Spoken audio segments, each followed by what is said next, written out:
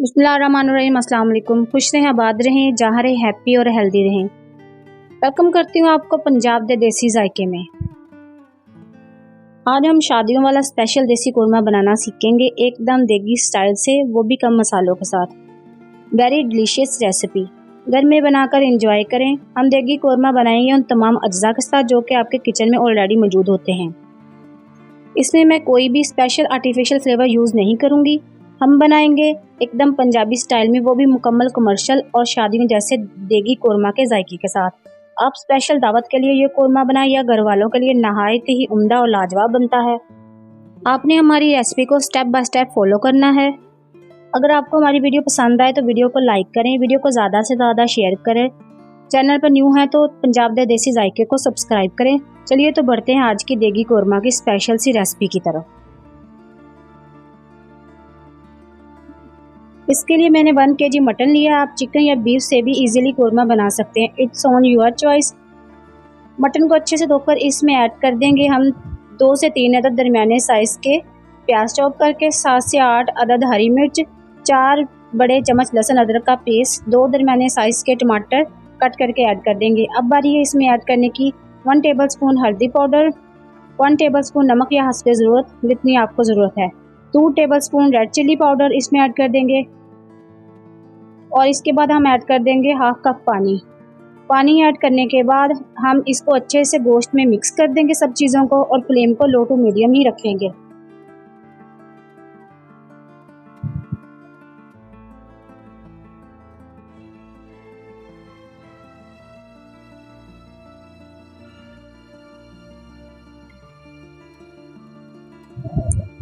हमने यहाँ गोश्त को 5 मिनट के लिए कवर करके रख दिया था। गोश्त हमारा पकना शुरू हो गया। आपने वक्फे वक्फे से गोश्त को चेक करते रहना है और चम्मच हिलाते रहना है ताकि हमारा गोश्त ना ही नीचे जल लगे और ना ही किनारों से जले। चम्मच को हिलाते रहे ताकि गोश्त का मसाला बर्तन में और ना ही किनारों से जले। आपने फ्लेम को लो ही रखना है। यहाँ पर हमने मटन को 10 से 5 मिनट तक लो फ्लेम पर ही पकाना ताकि मटन अच्छे से गल जाए। गोश्त को 5 मिनट के लिए मज़ीद कवर करके रख दिया था ताकि ये पानी में अच्छे से गल जाए। आपने एक बात का ध्यान रखना है, आपने गोश्त को हाई फ्लेम पर कुक नहीं करना। आपने लो फ्लेम पर हमेशा गोश्त को कुक करना है ताकि ये अच्छे से गल जाए। अगर आप गोश्त को हाई फ्लेम पर कुक करेंगे तो आपका गोश्त जल्दी पक तो जाएगा लेकिन ये गलेगा बिल्कुल भी नहीं। लिहाजा गोश्त को लो टू मीडियम फ्लेम पर कुक करने से गोश्त का जायका मज़ीद बढ़ जाता है और ये गोश्त अच्छे से गल भी जाता है।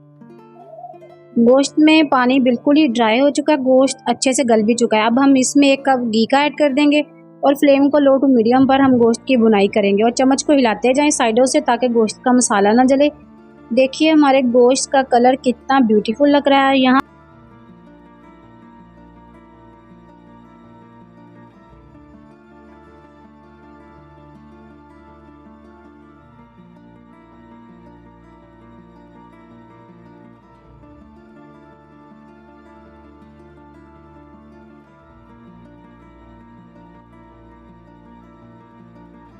यहाँ पर मैं ऐड कर दूंगी 1 टेबलस्पून के करीब कुछ धनिया पाउडर।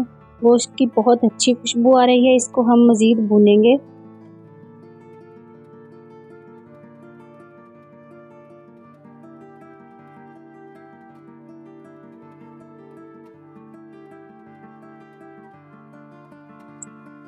और अब मैं यहाँ ऐड कर रही हूँ 1 टेबलस्पून गरम मसाला। गरम मसाला ऐड करने के बाद हम इसको मज़ीद भूनेंगे। गरम मसाला ऐड करने से हमारे गोश्त का जायका मज़ीद बढ़ जाएगा और इससे खुशबू भी बहुत अच्छी आती है। यहाँ हमारे गोश्त की अच्छे से बुनाई हो चुकी है।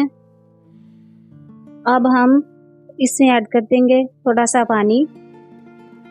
पानी ऐड करने के बाद इसको हम कवर कर देंगे। यहाँ हमारा जो पानी हमने ऐड किया था वो पकने लग गया। अब इसको हम मज़ीद अच्छा दिखाने के लिए या इस पे स्प्रिंकल कर देंगे फ्रेश धनिया, जो कि मैंने पहले ही कट कर लिया था। देखिए हमारे गोश्त की लुक, हमारे देगी कोरमा की लुक कितनी अच्छी लग रही है माशाल्लाह, बहुत ही अच्छा कलर आया है। देखिए देगी कोरमा की फाइनल लुक माशाल्लाह, बहुत ही अच्छी खुशबू आ रही है। आप इसको मेहमानों के लिए दावत पर बनाएं या घर वालों को बनाकर खिलाएं। इसका जायका बिल्कुल ही शादियों वाले देगी कोरमा जैसा बना है। हमारी वीडियो पसंद आई हो तो हमारी वीडियो को लाइक करें, चैनल पर न्यू है तो चैनल को सब्सक्राइब करें और कमेंट्स बॉक्स में एक अच्छा सा मैसेज कर दें। Thanks for watching. अल्लाह निगहबान।